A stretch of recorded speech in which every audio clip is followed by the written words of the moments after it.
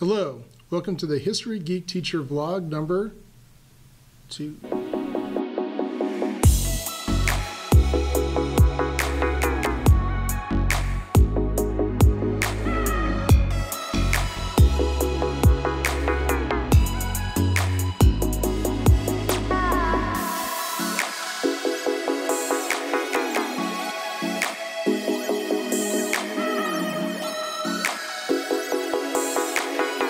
Hello, welcome back to the History Geek Teacher Vlog. Today we're going to talk about a project that I've done in my class for about the last 6 or 7 years called visual stories. So the idea behind a visual story is to have students create a video that's a little bit unique and a little bit different to either explain a concept or an historical event. This all came from the idea of the Common Craft videos that are done by the Lefevres in Seattle. They do these amazing videos using paper and animation, stop animation. They're amazing. Now, I've seen videos of how they create this kind of behind the scenes type stuff, and you can find those online. And it takes literally hours and hours and hours to create a 1-minute video.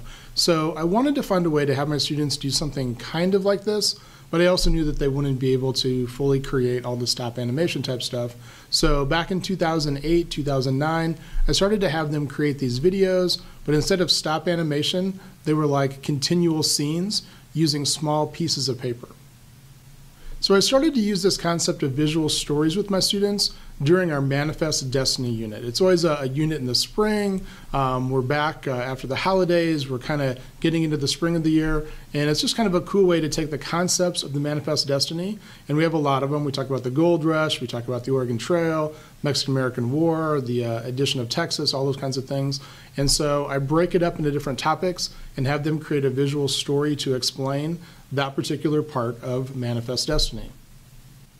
So I break students up into groups, typically 3 or 4 people, and I assign them one of those particular aspects of Manifest Destiny. So say, for example, you're in the group that has the Gold Rush, okay?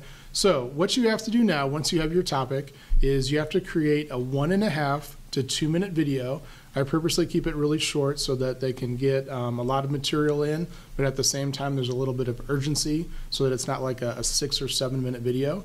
So they research the Gold Rush, they use the notes we've used in class, and they have to write a script that'll last between 1.5 minutes and 2 minutes. Now at the same time that they're writing the script, they also have to think about how they're going to visually tell the story of the concept that they're telling everybody in the video. So for example, for the Gold Rush, they're thinking about what kind of visuals are going to talk about how people got there.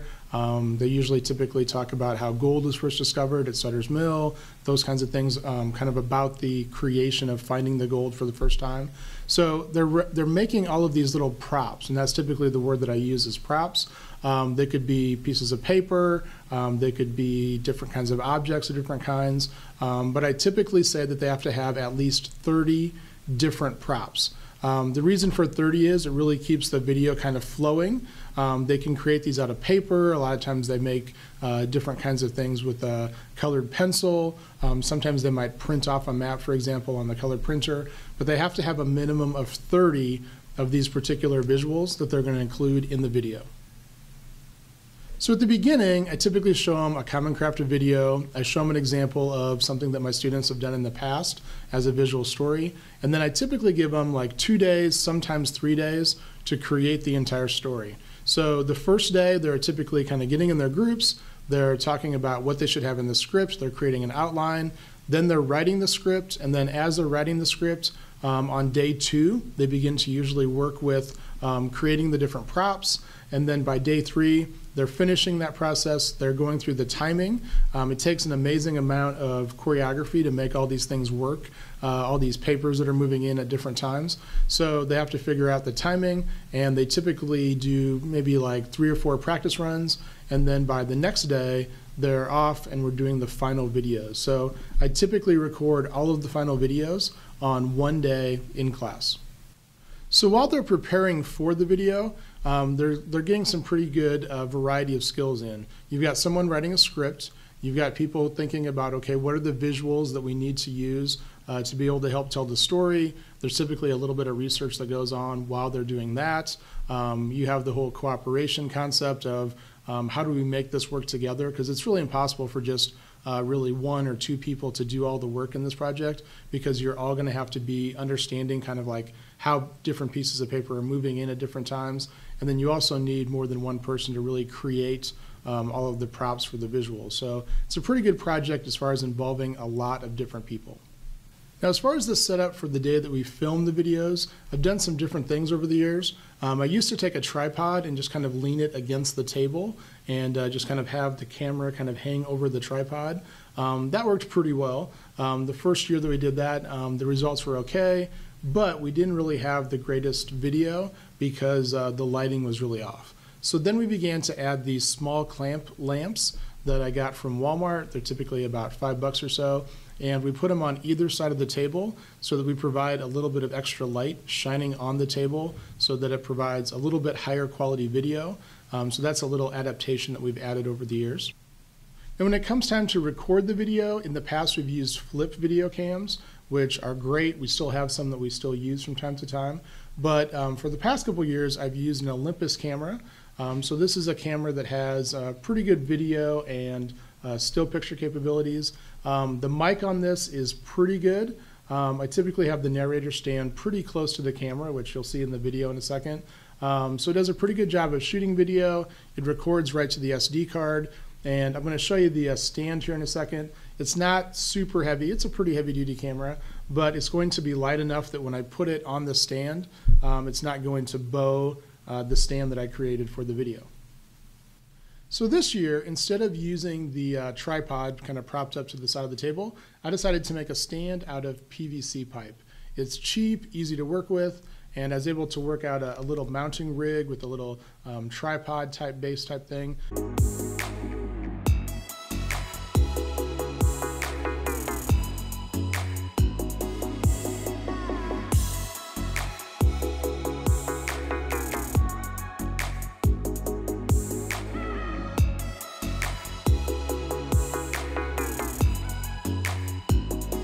But it was pretty easy to set up. I can tear it down pretty easily. It's really lightweight, and it allows the camera to sit up above the table. I can put some clamps on the base as far as lights go, and it worked pretty slick. So you'll notice on the table itself, I typically put down some pieces of tape. Those really help the students have some type of frame of reference as they're putting paper in and out, kind of what is going to be on the camera. So it's really easy to take painter's tape, lay it down on the table as kind of an outline, and they know they have to be inside that particular boundary. This is Alex Simmons, Gianna Filardo, and Cassie Fuentes doing the Oregon Trail.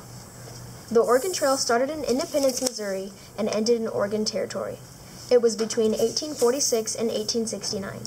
Over 400,000 people traveled on the trail west. Some people would part ways to California once they reached Split Rock onto the Mormon Trail. They woke up at 4 a.m., then started the trail at 7 a.m. They had a new lunch break, then at 1 p.m. went back to the trail. They stopped at 7 p.m. and went to bed at 8 p.m. Most people walked the entire day because riding in a wagon was too bumpy. Dangers on the trail were diseases, accidents, shooting, drowning, and runovers. They could cover about 15 miles in an average day, but on a really good day could cover about 20 miles.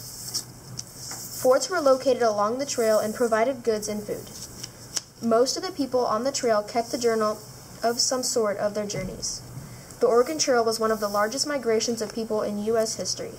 Today, some people still move west for many reasons, not just for gold, but for fame, fortune, technology, and many other reasons. So that is our visual story project. It's kind of a fun project, a little bit different. Requires them to really work together, collaborate.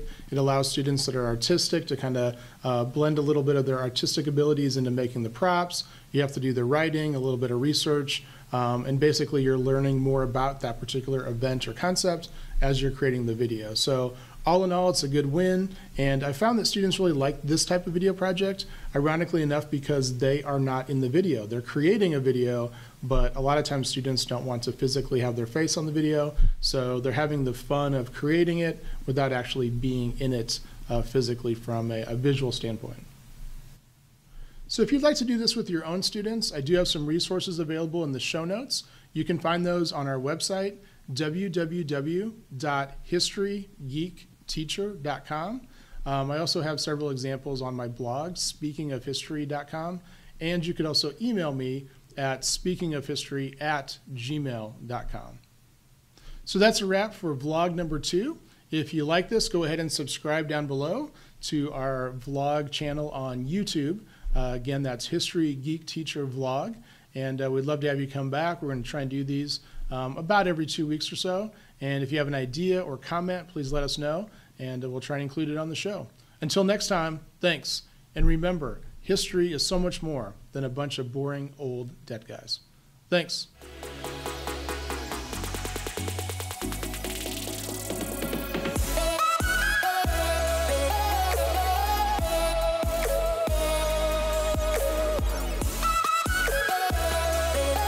One of my recent thrift store finds.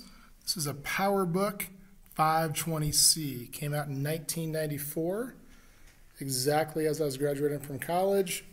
First laptop ever to have a trackpad. Also has internal speakers on the monitor, and it weighs about 20 pounds. $4.99 in the thrift store. That's $4.99. Only problem? No power cord, but it looks awesome.